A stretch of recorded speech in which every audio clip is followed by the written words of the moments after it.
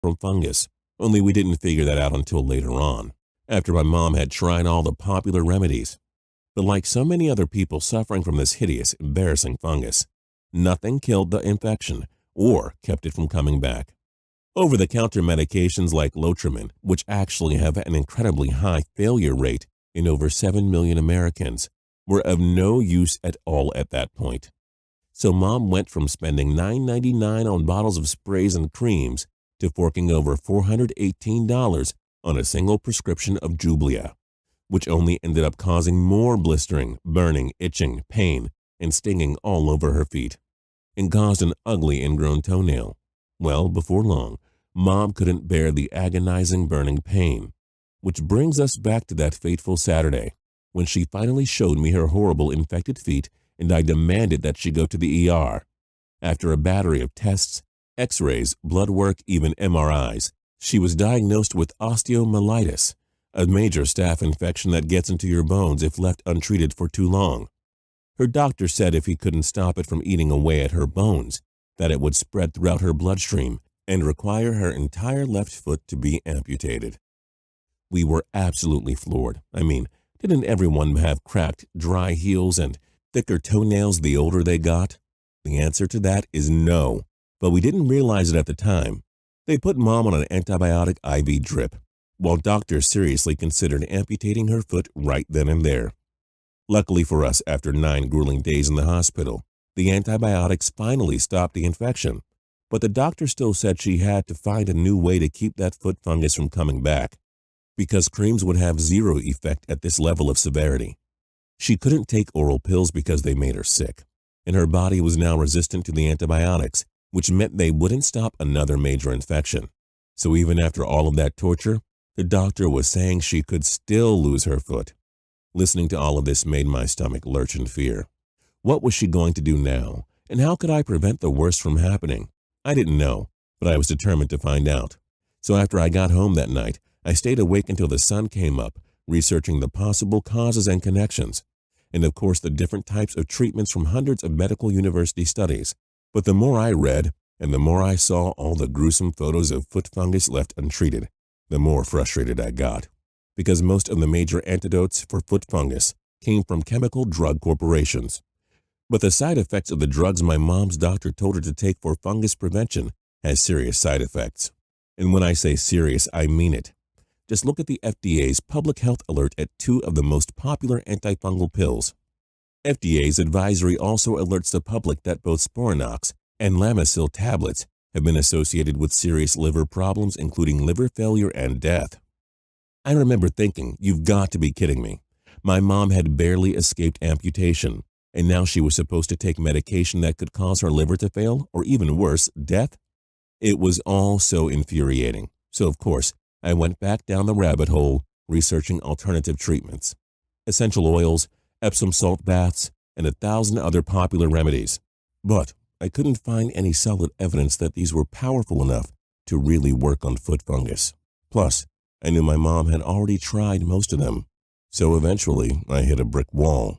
By the time I fell into bed, exhausted, my wife Sarah was just getting up to start her day, when it occurred to me that Sarah's great-aunt was married to an herbalist named Dao Wang, who used a particular type of ancient Chinese medicine to heal his patients when traditional methods failed.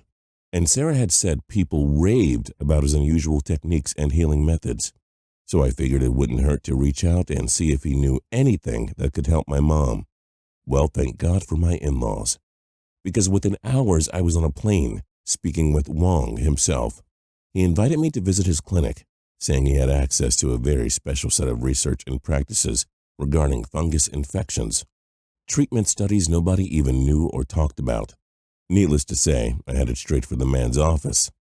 Wang was supposedly 69 years old, but he looked barely over 50 and was full of energy. Once we started talking, I learned that Wang was once a professor in an ethnobotany and alternative health center in South Korea. And while he believes conventional medicine has a purpose, he said that alternative medicine, including his specialty of Chinese medicine, had always been the most successful in patients with hard-to-heal problems. He explained how he combined traditional medicine with ancient Chinese remedies to help alleviate almost any medical condition. In my mother's case, Wong said that nail and skin fungus is an after effect of a systematic infection, meaning the fungus growth is just a symptom, but not the root cause of the infection. So that meant over-the-counter sprays and prescriptions might confront the fungus on the surface, but never solve the real cause.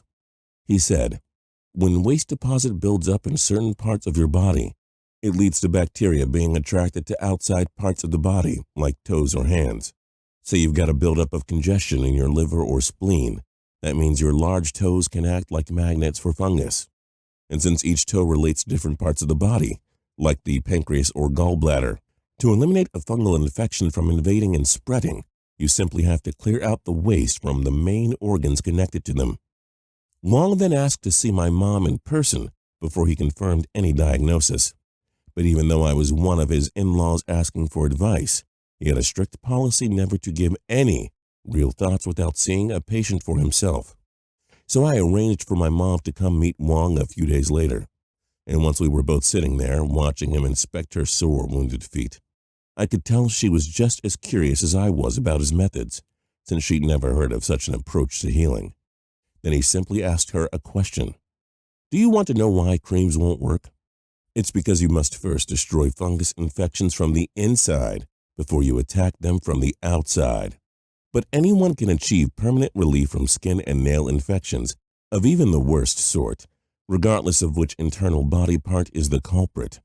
There was something about the way Wong spoke with such total conviction and wisdom that we couldn't help but believe every single word he said.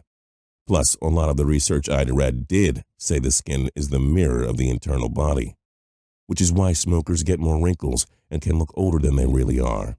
So then he went on to explain a combination treatment process for my mom that was supposed to heal her feet in 1 week. I almost burst out laughing at that point, but Wong was dead serious. And you better bet I grabbed a pen as fast as I could and started scribbling notes as he counted off 3 simple steps for her to follow in order to banish her foot fungus for good. And I promise you're going to get each of those steps in full detail if you stick with me here. Because even though we didn't know what to believe, Wong's 3-step method worked. At the time, my mom seemed eager to try anything new. And since Wong was an accomplished medical doctor before practicing a mixture of ancient Chinese medicine and internal remedies, we decided to try out his techniques and wait for results, which I figured would take weeks, months, or, let's be honest, years. But the first morning she woke up after starting his fungus-fighting therapy, she called me to say that both her feet started feeling a bit better. They were less achy, she said, and her heels weren't screaming with pain every time she took a step. Of course, she was still in pain, but she was surprised and suddenly hopeful that even the little bit of relief she felt would last. Well, over the next couple days, I visited her regularly, and the change in her whole demeanor was amazing to watch. Not only did her toenails and heels look better to me, and I'm no doctor, but it was plainly obvious something was working here. She was actually wearing open-toed shoes for once, which is something she never did before. And by the end of the 5th day on this treatment regimen, she was sending proud snapshots of her rapidly healing feet. I mean, just take a look. It was a dramatic improvement, not only in how much healthier her feet were looking, but how pain-free she felt. By day 7, she referred so many of her teacher friends to Wong for all sorts of ailments that I told her she sounded like a commercial ad. She was happy, relieved, and even wearing her first pair of flip-flops out in public in decades. So what were the 3 fungus-free steps Wong gave my mom? I'll share them with you right now as promised. Keep in mind, he sent her home with additional list and information, which I can also share with you at the end of this short video.